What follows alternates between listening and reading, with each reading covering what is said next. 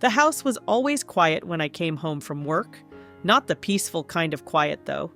It was that kind of silence that felt almost suffocating, like the air was heavy with unspoken words, too many expectations, and a tension that had been building for years. I'd come in, hang up my coat by the door, and then hear the faint sound of the TV or my dad's muffled voice from the kitchen.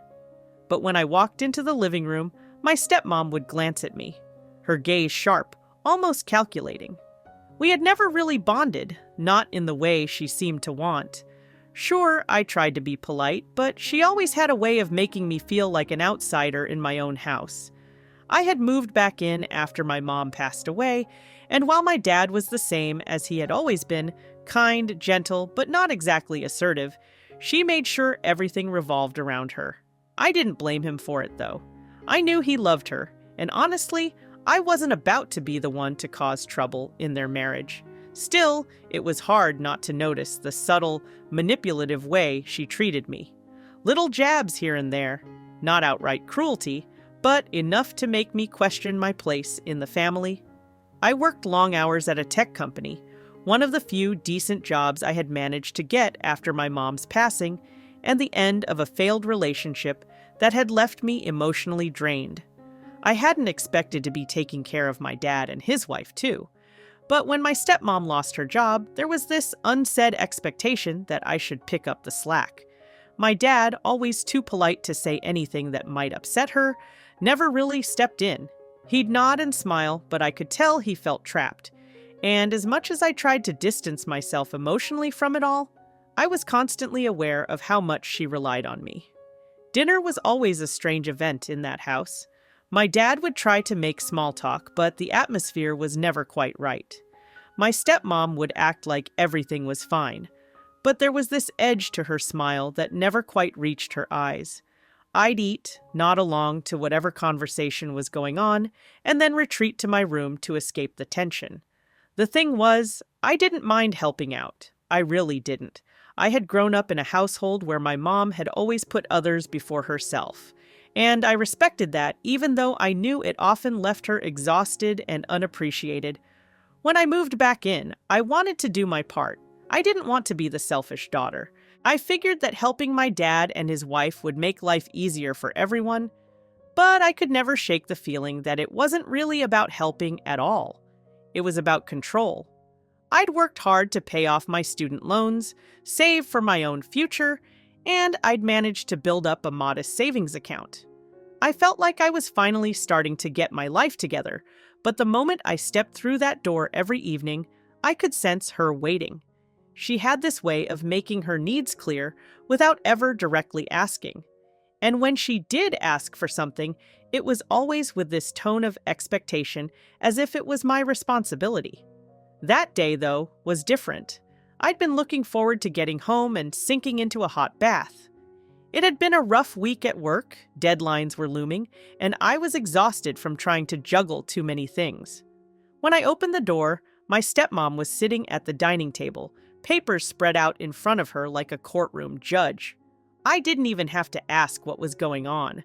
I'd been living with the stress of the finances hanging over us for months now. She hadn't been able to land another job, and things were getting tight, especially with the bills piling up. "Sit down," she said before I could even ask how her day went.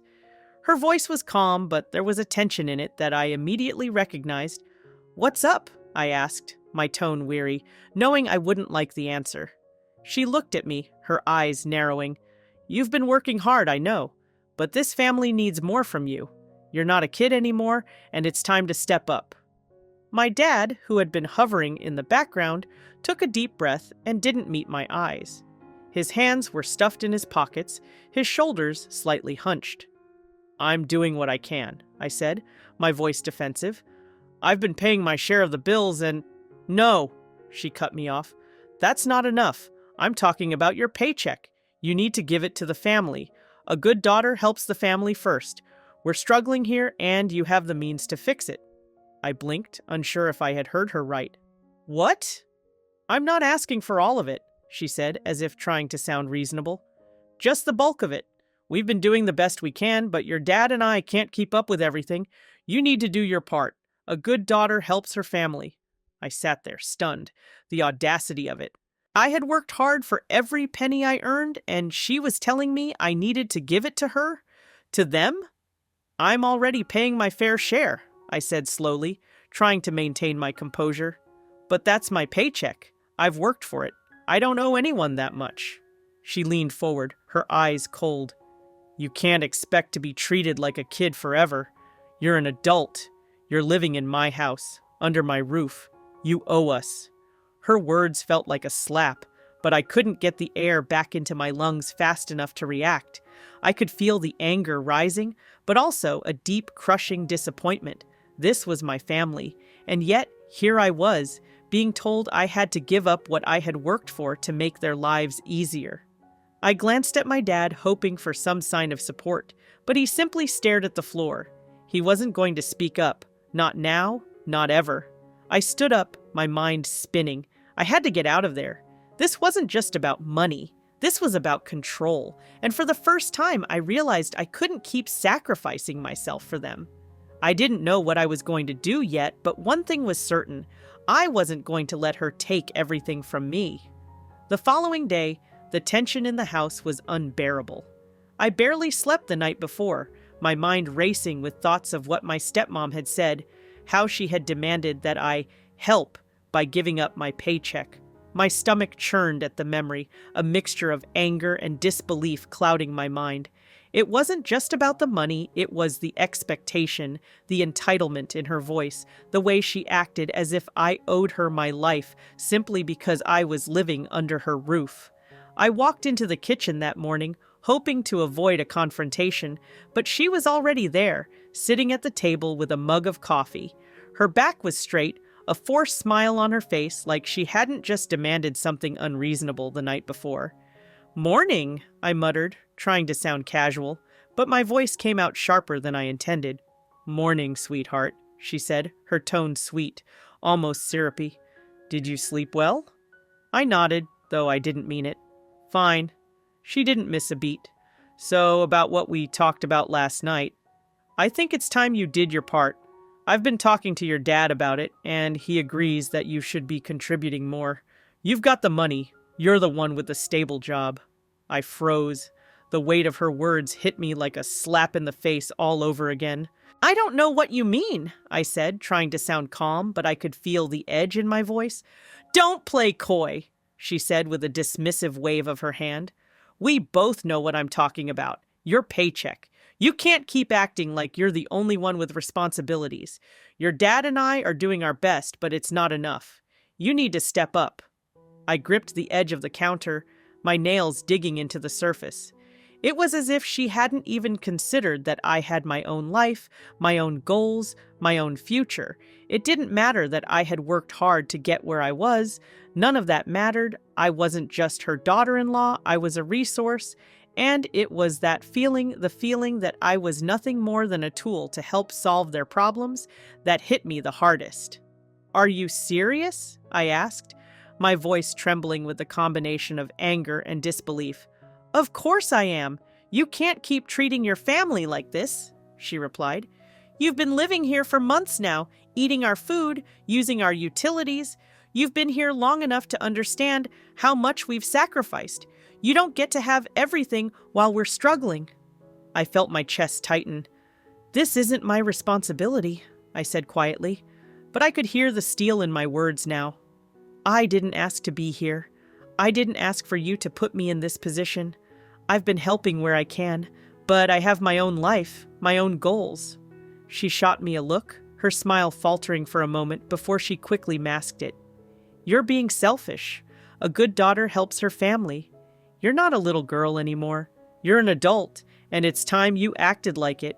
That last line hit me like a punch in the gut. A good daughter helps her family. The words echoed in my mind, replaying over and over, but each time they grew sharper, more pointed. I had spent my whole life trying to be the good daughter, the responsible one, the one who helped and didn't complain. But this was different. This wasn't helping. This was being used. My dad entered the kitchen then, sensing the tension. He looked from me to her, his eyes wide, but he didn't say anything. He just stood there, awkwardly, like he always did in these situations, caught between his wife and his daughter, trying to keep the peace without ever really taking a side. "I'm not doing it," I said firmly, my heart pounding in my chest. "I'm not giving you my paycheck. I've been contributing. I've been doing my part. But I'm not going to give up everything I've worked for. You don't get to control me like this." She stood up then, her face twisting into something dark and resentful. "You're making a huge mistake, you know that? A huge mistake. We've been more than patient with you. We've been trying to make things work, but you're not getting it. You're not the only one who's tired of struggling." "I don't need to be a part of that," I shot back, my voice breaking. "I'm not responsible for your choices, and I'm certainly not going to let you guilt-trip me into handing over my paycheck." She took a step toward me, her eyes narrowing, and for the first time in the whole exchange, I felt a flicker of something dangerous in her gaze. "You think you can just walk away from your responsibilities? Think again. You'll regret this." And that was it. That moment, that feeling of being trapped, of being cornered into a choice I didn't want to make. I knew that I couldn't stay in this house, in this dynamic, where my worth was being reduced to my paycheck. I couldn't let her manipulate me into sacrificing my own future for theirs. "I'll quit," I said suddenly, surprising myself. The words spilled out before I had time to think. "I'll quit my job. If that's what you want, I'll quit." Her expression flickered, but she quickly regained her composure, her lips curling into a thin smile. "You'll see. You'll regret this, but fine. Go ahead, quit. But don't come crying to us when things fall apart." I grabbed my things and headed to my room, my heart racing. The weight of the decision was only just starting to hit me. But at that moment, I knew I couldn't stay in that house any longer. I couldn't let her win, and I didn't care what she thought anymore. The days following my resignation were a blur of chaos and emotional exhaustion. I had expected it to be hard, expected my decision to be met with resistance, but nothing could have prepared me for the aftermath. I thought I was standing up for myself, for what I knew was right, but it seemed like the whole world was suddenly against me. It started with my dad. Of course, he didn't say much at first. He never did when there was conflict between me and my stepmom. He'd always try to smooth things over, avoid confrontation. But I knew the moment I walked into the kitchen the next morning that something was wrong. He was sitting at the table, papers scattered in front of him, looking every bit the defeated man he had become. "Good morning," I said, my voice faltering a little, unsure how to even begin. "Morning," he replied, his voice low. He didn't look up from the papers, as though he was reading them more for the distraction than any real purpose. "Dad," I started, but he waved me off before I could say anything else. "I know what you're going to say," he said quietly, "but I don't think you really understand what you're doing." I stared at him. It was so typical of him, this passive avoidance. He was always the one to placate, the one to make excuses for everyone else. But this time, I couldn't let him do that. Not when it involved my future. "Dad, I had no choice," I said, feeling my frustration bubbling over. "She was making me feel like I had to give up everything I've worked for. And for what? To cover her bills? To make her feel better about her lack of responsibility?" "She's just trying to help the family," he said, his voice barely above a whisper. "You know how hard things have been since she lost her job. I don't want you to think I'm not grateful for everything you've done. I'm just asking you to think about this. Think about the bigger picture." I bit my lip to keep from snapping at him. The bigger picture? That was always his excuse. There was always a bigger picture, but it never seemed to involve me. It was always about what she wanted, what she needed, and how much I could give to fix it. It was like I had no life of my own, no right to my own paycheck, no right to decide where my money went. It was always help the family and do your duty. "I've thought about it," I said through gritted teeth. "I've thought about it for months, and I can't keep doing it, Dad. I can't keep letting her push me around like this." He didn't respond. Instead, he just stared at the table, his fingers tapping nervously on the surface. The silence between us was suffocating. When he finally looked up, There was a sadness in his eyes that made my stomach drop. You don't understand. You don't see how hard it is for her. She's been struggling and now she feels like she's failing. I just need you to understand that. She needs you right now. And what about me? I shot back, my voice rising. What about what I need? I need to have a life too. I need to be able to make decisions for myself without constantly being made to feel guilty. He sighed deeply, rubbing his temples. You know I don't want to take sides. I love both of you. But you've really put me in a difficult position. She's upset, and now you're upset, and I don't know what to do. I stood up, the frustration pouring out of me. You don't have to do anything, Dad. Just stop pretending like this is okay. It's not okay. It never was. I left the kitchen without another word, my heart heavy with a mixture of anger and disappointment. I had hoped that, at some point, he would see things from my perspective, but I knew deep down that I was always going to be the one who had to sacrifice, always the one who had to bend to compromise. The next few days were full of similar conversations, mostly with my stepmom. She was relentless, popping into my room with passive-aggressive comments, demanding answers I wasn't ready to give. Have you found a new job yet? She asked one evening, as if I were the one who had done something wrong. You know, it's a lot harder to find a job when you've quit a perfectly good one. You could have just helped out for a little while longer, and then we could have gotten back on our feet. I'm fine, I replied, not looking up from the book I was reading. I don't need to stay in a job I hate just to keep you comfortable. She paused for a moment, then sat down on the edge of my bed. I could feel her eyes on me, watching me, like she was calculating something. You're making a mistake, you know. You think you're being strong by walking away from all of this, but you're just running from your responsibilities. And when everything falls apart, you'll be the one to blame. Her words stung, even though I knew they were just an attempt to guilt-trip me into backing down. I didn't respond. I couldn't. If I said anything, it would only escalate, and I wasn't ready to go there. But the longer I stayed under that roof, the more I realized something I had been avoiding for years. I had been manipulated for so long that I didn't even see it. It wasn't just about money or helping out, it was about control. My stepmom had never cared about my well-being. She didn't care about my dreams or my future. She only cared about what I could do for her, what I could give to make her life easier. And the more she pressured me, the more I realized how suffocating this relationship had become.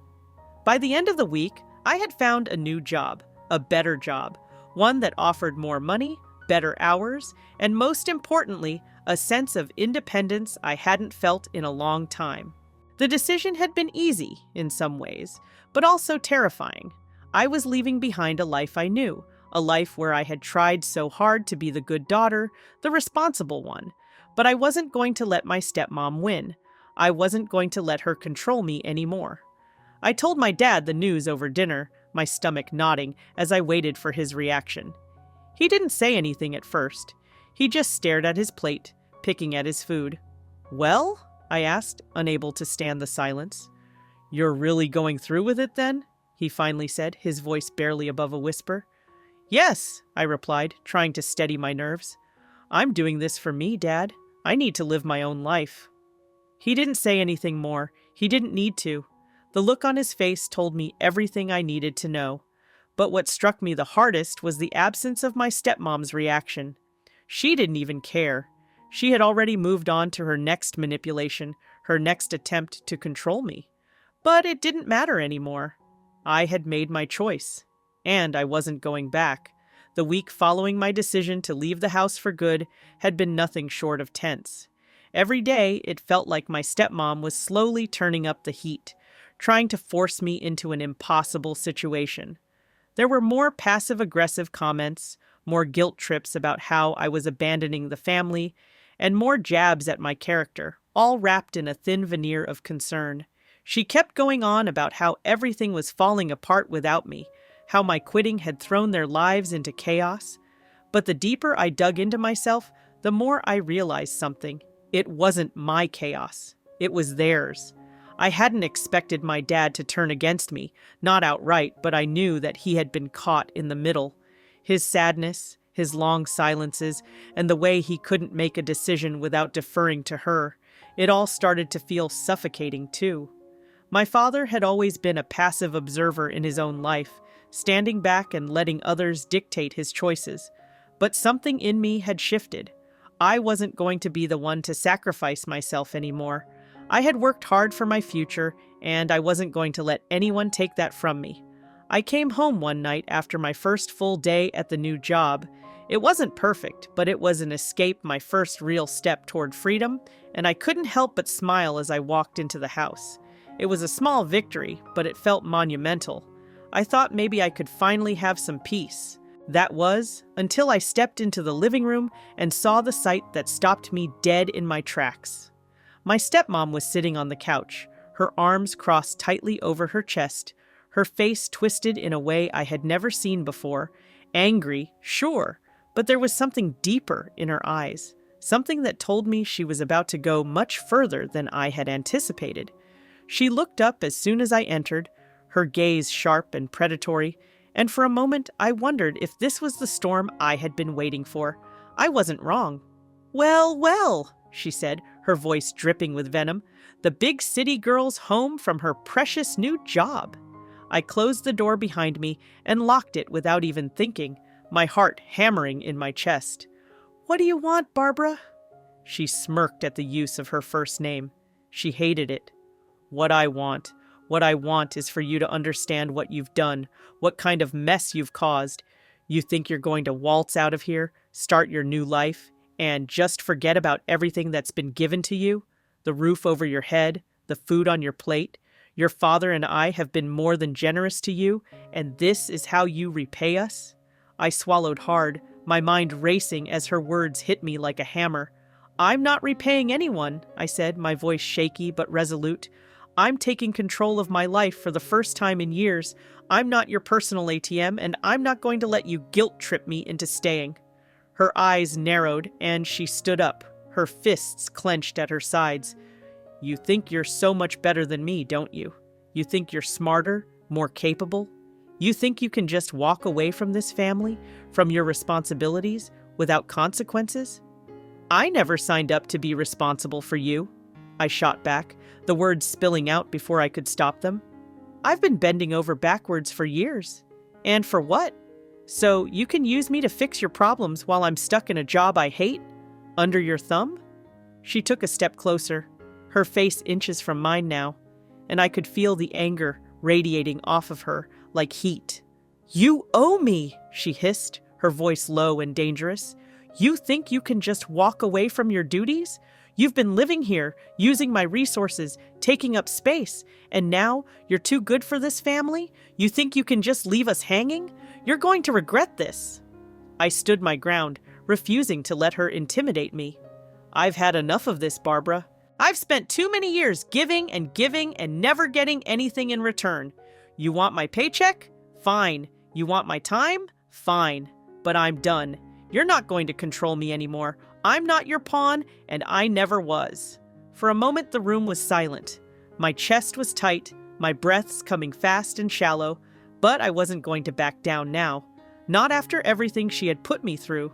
Then, with a sudden, vicious movement, she grabbed my arm, her fingers digging into my skin, trying to pull me toward her. "You're mine," she spat, her grip tightening, her voice laced with rage. "You owe us everything. Don't you dare walk out that door like nothing happened. You're going to fix this, and you're going to apologize. You don't get to just walk away." I felt a surge of panic rise in my chest, but I didn't let it show. Instead, I yanked my arm out of her grasp, my pulse pounding in my ears. "No, you don't get to control me anymore." For a moment, she seemed taken aback, her eyes widening in disbelief. She hadn't expected me to fight back. She had thought she could manipulate me into submission again. But I wasn't that person anymore. I wasn't the one who would sit back and let her tear me down. I had fought for too long to keep my own life in pieces just to make her happy. "I'm not going to apologize, Barbara, and I'm not going to fix anything. This is my life now, not yours." Her face twisted in fury, and I could see the betrayal in her eyes. The smirk was gone. Now, She looked like a woman who had lost control, who had seen her power slip through her fingers. "You'll regret this," she said, her voice trembling with rage. "You can't just walk away from everything you owe me, from everything your father and I have done for you." I didn't say anything else. I couldn't. My mind was buzzing with adrenaline, with the feeling of finally breaking free. I turned and walked toward the door, and for the first time in years, I didn't look back.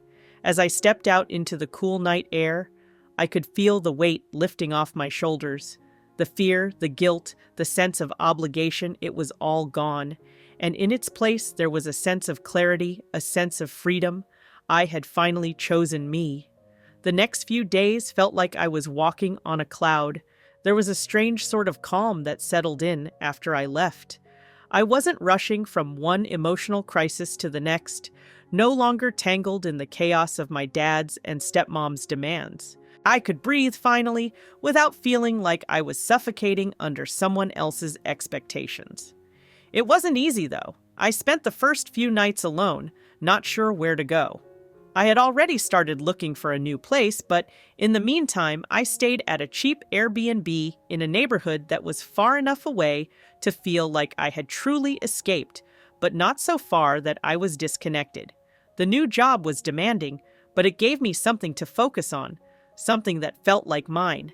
And for the first time in months, I felt like I was in control of my own future. The calls from my dad started coming through after 2 days. At first, I ignored them. I knew what he was going to say, knew that he would be caught between guilt and anger. He was going to try to convince me to come back, to make everything right again, but I wasn't ready to listen. Not yet. Not until I could be sure that I wasn't going to fall back into the same cycle. But he didn't stop. He kept calling, left voicemails that grew more desperate with each passing day. His messages started with the usual, "I miss you, honey. I just want you to come back." But then they began to shift into something else. "Barbara's upset, and I don't know what to do. You've got to fix this." The guilt was building. He wasn't directly blaming me, but he was asking me to fix everything. He was asking me to come back and pretend that nothing had changed. I didn't pick up the phone for 3 days. I couldn't. I had to stay firm in my decision, in the knowledge that I had done what was best for me. But I also knew that sooner or later, I would have to face him. I couldn't leave things unresolved forever. When I finally agreed to meet him, it wasn't because I felt obligated, it was because I needed to see if there was a way to salvage the relationship without going back to the same toxic dynamic. I suggested a cafe on the edge of town, a neutral ground where we could talk without any of the usual baggage of home. I arrived early, taking a seat at a corner booth, my nerves bubbling under the surface. This was going to be hard. No matter how much I had convinced myself I was done, the emotional ties were still there. It was my dad. But the more I thought about it, the more I realized that I couldn't keep sacrificing my peace for the sake of their comfort. He walked in about 10 minutes later, looking worn out. His shirt was wrinkled, his eyes tired, but his expression softened when he saw me. He didn't sit immediately. He hovered for a moment, like he didn't know where to begin. "Hey, kiddo," he said softly, his voice betraying the sadness he was trying to hide. "Hey, Dad," I replied, trying to keep my tone even.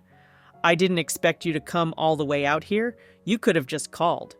"I know. I didn't know what else to do," he admitted, sitting down across from me. "Barbara's upset. You know how she gets, and I didn't know if you'd even talk to me after everything." I looked down at the coffee cup in front of me, trying to figure out how to phrase what I needed to say. I wasn't angry anymore, not like I had been in the beginning, but I wasn't going to back down either. "Dad, I'm not angry," I said, finally meeting his gaze, "but you have to understand why I had to do what I did.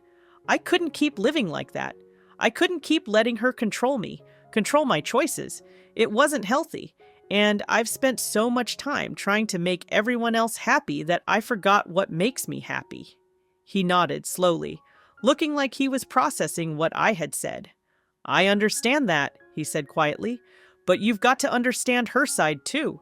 She feels like you abandoned us. She feels like we gave everything and you just walked away." "I didn't abandon you," I said, the hurt creeping into my voice despite myself. "I gave everything I could and then some.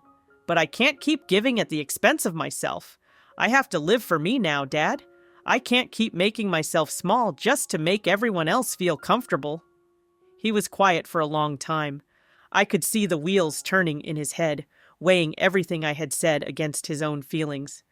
"I get it, I do. But you've got to know. I miss you. We both do. I don't want to lose you." "I'm not gone, Dad," I said, reaching across the table to squeeze his hand. "I'm just not going to let myself be used anymore. And if that means we're not as close as we used to be, then I'm sorry. But I can't be who you want me to be. I have to be who I am." There was a long silence between us, and for a moment I thought he might argue more. But then, to my surprise, he nodded. "I'm proud of you," he said quietly. "I'm proud that you're standing up for yourself. I just want you to be happy. But if this is what you need to do, I'll respect that." It was a moment of quiet, painful honesty. I could tell it wasn't easy for him, but for the first time I felt like he was truly seeing me, not as his daughter who had to keep everything together, but as someone who needed her own space to grow. "I'm sorry for everything that's happened," he added softly, his voice thick with emotion. "But I understand now. I just hope we can figure out a way to keep in touch." I smiled, the weight lifting off my chest. "We will. We can. Just give me time. I need time to rebuild." He nodded again, a small but genuine smile tugging at his lips. "Take all the time you need." That moment felt like a turning point, not just in my relationship with my dad, but in my life as a whole. I wasn't going back to the old dynamics. I wasn't going to let anyone manipulate me into being less than I deserved to be. I was moving forward, and I was doing it for me.